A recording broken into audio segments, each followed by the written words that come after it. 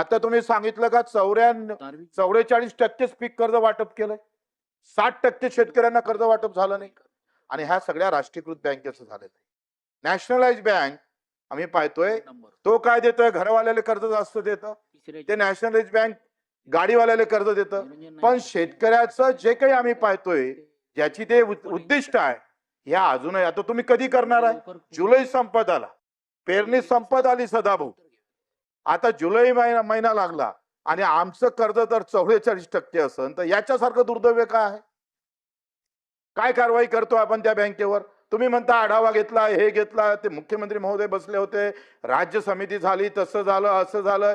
आखरी लक्षात घ्या का हा दरवर्षीच्या बोंब आहे.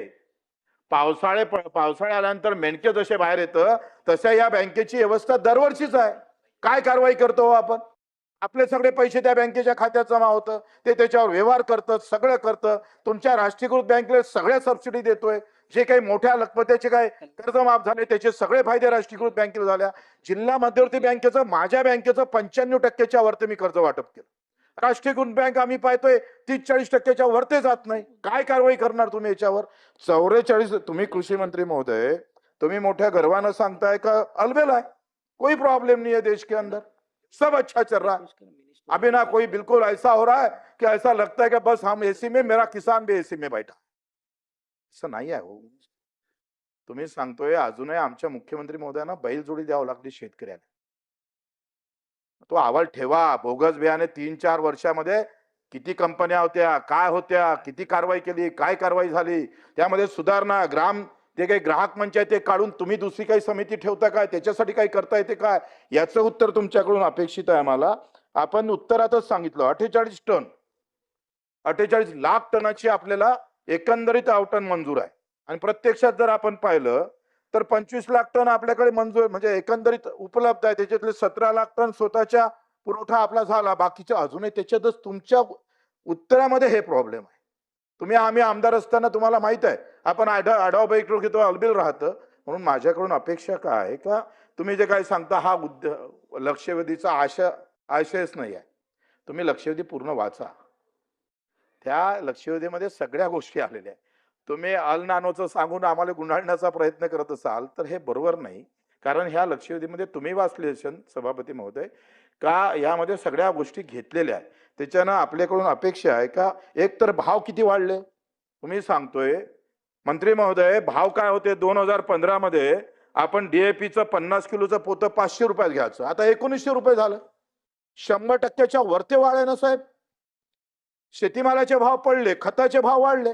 आणि मी नेहमी सांगतोय का रासायनिक खतं एका इकडे तुम्ही सांगताय सेंद्रिय शेती करा, निसर्ग शेती करा, आणि रासायनिक खताले सबसिडी देतोय. मी तर पहिलेपासून म्हणतोय शेणखताले सबसिडी द्या ना. आमची गोमाता आहे वाचन, शेतकरी सुखावेल आणि विषमुक्त शेती भेटेल, आम्हाला पिकही भेटेल. या सगळ्या बाबत कृषी मंत्री म्हणून तुमच्या भूमिका काय, त्या दिलासा देणाऱ्या महाराष्ट्रातला शेतकरी या लक्षवेधीकडे लक्ष वेधून आहे का बा ह्या खताबाबत तुटवडा होणार नाही, लिंकिंग होणार नाही, जास्त भावानं मला बियाणं भेटणार नाही, बोगस बियाणं आलं तर जयस्वाल जे आहे कापून टाकन त्याला. ह्या भूमिका तिथं स्पष्ट झाल्या पाहिजे. सभापती महोदय, हे खरं तर हा हंगामापूर्वी केलेली व्यवस्था आपण नीटनेटकी असली पाहिजे. काय होतंय का एकदा पेरलं वर्ष वाया गेलं तर त्या शेतकऱ्याला 10 वर्ष ते सावरत नाही. आपल्यासारखं नाही आहे. आपल्याला 4 एकूण पैसे येतात, शेतकऱ्याला पैसे कुठून भेटतं, फक्त उत्पादनातून पैसे भेटतं. आणि तो हंगाम गेला का त्याचं आयुष्य जातं.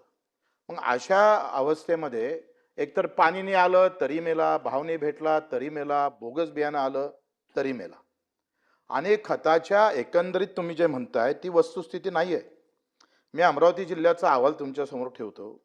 रासायनिक खत मागणी, पुरवठा आणि विक्रीचा अहवाल माझ्याकडे आहे 2026 आपलं या 30/6/26चा. युरिया असेल, MOP असेल, संयुक्त खत असेल, आम्हाला एकूण मागणी मंजूर किती आहे तर 1,54,000 टन आणि आपल्याकडे उपलब्ध साठा किती आहे तर 1,30,000 आहे. 20,000 टनाची कमतरता आजही एकंदरीत सगळ्या खतामध्ये दिसतं. हे माझा नाही आहे, तुमच्याच विभागाने दिलेला अहवाल आहे. कसं आहे का वस्तुस्थिती हे काय होते जेव्हा तुटवडा आला, कमी पडलं का ते बियाणं महाग विकण्याची प्रथा आहे, ते जास्त भावात विकतं आणि त्या कुठल्याही कृषी केंद्रावर नियंत्रण नाही, सगळ्याचे लागेधोरे लागलेले आहे. बोगस बियाणं सगळ्यात जास्त कंपन्या गुजरातच्या आहे. बोगस बियाण्याच्या खताच्या हे गुजरातचं सगळे लोक महाराष्ट्राला दिवसा ढवळ्या लुटतं, इथल्या शेतकऱ्याला लुटतं. आणि हे बोगस बियाणं एवढं येतं, त्याच्यावर तुम्ही खरं तर ह्या बोगस बियाणं किती आपल्याकडे येतं, किती आलं, किती कारवाई केला, हा आपण सगळा लेखाजोखा आम्ही पटलावर ठेवला पाहिजे, किंवा 3 वर्षाचा तरी. का किती बोगस कंपन्या आल्या, कुठल्या होत्या, काय होत्या, ते ठेवा समोर, या त्याच्यावर काय कारवाई झाली.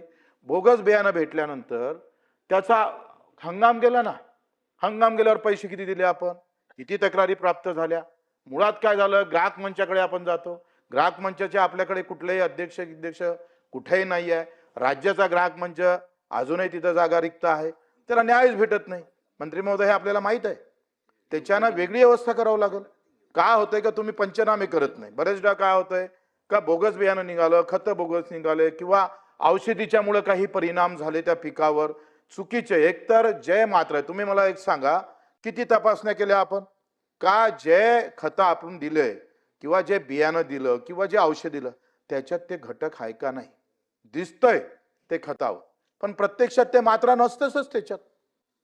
हा मोठा कारभार सुरू आहे. तुमच्यासारखे मंत्री असताना आणि ते शिवसेनेचे तळपदार असताना तुम्ही चिरफाड करायला पाहिजे. आतापर्यंत अफजल खानासारखे फाडला पाहिजे होत्या सभापती महोदय. 4 आतडे बाहेर काढून त्याचा कोथळा बाहेर काढला पाहिजे होता. ते तुम्ही काढलं पाहिजे, ह्या अपेक्षा करतोय. मंत्री महोदय.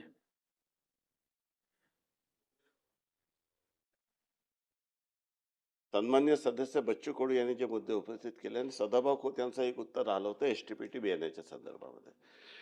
पहिले मी सदाभाऊ खोतचा एक प्रश्न अनुत्तरित राहिला, त्याचं उत्तर देतो की एसटीपीटी बियाण्याच्या संदर्भामध्ये तो विषय केंद्रीय पर्यावरण मंत्र्यांकडे अजून त्यांची अनुमती प्राप्त नाही, त्यामुळे राज्य सरकारने त्याला अलाव केलेलं नाही आहे आणि देशातील कुठल्या राज्यामध्ये ते अलाव नाही आहे. या संदर्भामध्ये दुसऱ्या राज्यातून जे बियाणं उपलब्ध केले जाते त्या संदर्भामध्ये केंद्र सरकारकडे राज्य शासनाने देखील तक्रार केलेली आहे आणि जोपर्यंत आपल्या व्यवस्थेनुसार आपण परवानगी मिळत नाही तोपर्यंत अशा पद्धतीचं बियाण्याला परवानगी देणं अनुज्ञेय नाही आहे. सन्मान्य सदस्य बच्चू कडूंनी या संदर्भामध्ये जे प्रश्न उपस्थित केले त्यांना देखील कल्पना आहे की आपण यावर जे शेतकऱ्यांच्या ज्या लिंकेजच्या तक्रारीमुळे आम्ही देखील खूप वैतागून गेलो होतो मागील वर्षी आणि त्याच्या पूर्वीच्या वर्षी. आम्ही देखील लोकप्रतिनिधी, आमच्याकडे देखील अशा पद्धतीच्या तक्रारी येत राहतात. ही बाब सत्य आहे की या परिस्थितीचा फायदा घेऊन वेगवेगळ्या समाजातील काही असे घटक असतात की जे अशा पद्धतीचं कृत्य करतात आणि त्यांनी ते लिंकेजच्या संदर्भामध्ये जे तक्रारी होतं यावर्षी आपण मी आपल्याला उत्तरातच सांगितलं. आणि दुसरं महत्त्वाचं की यावर्षी 2 जिल्ह्यामध्ये जर आपण पाहिलं तर फर्टिलायझर सेल करण्याच्या संदर्भामध्ये एक नवीन फ्रेमवर्क ऑफ फर्टिलायझर सेल हे पर्थदर्शी प्रयोग आपण महाराष्ट्रात दोन जिल्ह्यात यावर्षी केलेला आहे आणि त्यामध्ये QR कोडद्वारे खरेदी करण्याची आपण या ठिकाणी एक नवीन सिस्टम 2 जिल्ह्यात पायलट बेसिसवर केलेला आहे आणि बाकी जिल्ह्याच्या संदर्भामध्ये यावर्षी पहिलाच वर्ष आहे की आपण अशा पद्धतीची तरतूद केली आहे की त्या ठिकाणी सबसिडीचे खतं ज्या ठिकाणी विकतो त्या ठिकाणी इतर खतं विकण्याची तरतूद या ठिकाणी नाही आहे. बोलण्यासाठी आपण मी थोडं जरी कापून टाका, तळ्या काढून टाका अगर बोलणं हा विषय वेगळा आहे, परंतु नाही परंतु सभापती महोदय पूर्ण उत्तर देऊ द्या. नाही मला कंप्लीट करू द्या ना. नाही ही पद्धत बरोबर नाही. सभापती मंत्री महोदयांचं उत्तर होऊ द्या बच्चूजी. एक मिनिट. प्रश्न असा आहे की जे रासायनिक खताच्या संदर्भामध्ये किंवा बियाण्याच्या संदर्भामध्ये जे उपलब्धतेचा प्रश्न आहे, मी अतिशय स्पष्टपणे सांगितलेलं आहे की आपण दरवर्षीपेक्षा ॲडव्हान्स व्यवस्था या ठिकाणी केलेली आहे. आता सन्मान्य सदस्यांची मागणी आहे की बोगस बियाण्याच्या संदर्भामध्ये जे कंझ्युमर कोर्टचा विषय आहे तसे मी उत्तर देतो की ही बाब सत्य आहे की एकदा पहिले तर आता सर्व शेतकऱ्यांना आपण विनंती केली आहे की त्यांनी सारथी पोर्टलवरील बियाणे या ठिकाणी घ्यावं. काही अशा पद्धतीने जेव्हा बोगस बियाण्याच्या तक्रारी येतात तेव्हा त्या शेतकऱ्याला आपण सांगतो की कंझ्युमर कोर्टात जा आणि म्हणून आम्ही आता यावर्षी इनफॅक्ट त्याच्यावर अभ्यास सुरू आहे की कंझ्युमर कोर्टात जाऊन शेतकऱ्याला न्याय मागण्यापेक्षा आपण सरकारच्या मार्फत अशी कुठली व्यवस्था उभी करू शकतो की ज्या माध्यमातून त्या शेतकऱ्याला कोर्टात जाऊन न्याय मागण्यापेक्षा डायरेक्टली त्याला आपल्याकडे कशी अथॉरिटी निर्माण करून त्याच्यावर त्याला कम्पेन्सेशन कशा पद्धतीने देता येईल ही बाब शासनाच्या विचाराधीन आहे. आपले काही सजेशन या संदर्भात असतील तर आपण निश्चितपणे द्या. शेवटी तुम्ही देखील शेतकऱ्यांचे प्रतिनिधी आहात आणि या संदर्भामध्ये आपल्या काही सूचना असतील तर आपण निश्चितपणे द्या. ही बाब शासनाच्या विचाराधीन आहे. मी यापूर्वी देखील सभागृहाला आश्वासित केलेलं आहे की आपण अशा पद्धतीची व्यवस्था निर्माण करू आणि विभागाला देखील अशा पद्धतीच्या सूचना दिलेल्या आहे की अशा पद्धतीची एक व्यवस्था आपण या ठिकाणी निर्माण करायला पाहिजे की तक्रार झाल्यानंतर त्या शेतकऱ्यांनी कंझ्युमर कोर्टात जावं आणि कंझ्युमर कोर्टात गेल्यानंतर मग त्याला मात्र न्याय मिळत नाही आणि त्याला फार विलंब लागतो आणि जस्टिस डिलेड जस्टिस डिनाईड होतो आणि यासाठी देखील राज्य शासन याबद्दल विचार करत आहे. हे मला या ठिकाणी आपल्याला सांगायचं आहे. प्रश्न असा आहे की उपलब्धतेच्या संदर्भामध्ये ही कृषी विभागाची जी चर्चा झाली त्यामध्ये मी सविस्तर उत्तर दिलेलं आहे, परंतु ही लक्षवेधी ज्या कारणासाठी उपस्थित केलेली आहे त्या कारणासाठी ते उपस्थित केलेल्या सर्व मुद्द्यावर आपण उत्तर या ठिकाणी दिलेलं आहे. आपण पुन्हा माझे सभापती महोदय आपल्याला देखील विनंती आहे की आपण या संदर्भामध्ये सविस्तर उत्तर या ठिकाणी दिलेलं आहे. तरी देखील सन्मानित आता तक्रारी येणार नाही का? एखादी अनुचित किती कायदे आपण केलेत अनुचित घटना घडणार नाही का? किती कायदे केले तरी काही खून दरोडे किंवा हे करणार नाही का? व्यवस्था करणारे लोक असे करत असतात, परंतु प्रत्येक वेळी यावर्षी बियाण्याच्या संदर्भामध्ये रासायनिक खताच्या संदर्भामध्ये कधी नव्हती ती व्यवस्था यावर्षी राज्य शासनाने केलेली आहे. तरी देखील एखादी अशी घटना घडली तर शासनचं पूर्ण व्यवस्था अलर्ट मोडमध्ये आहे.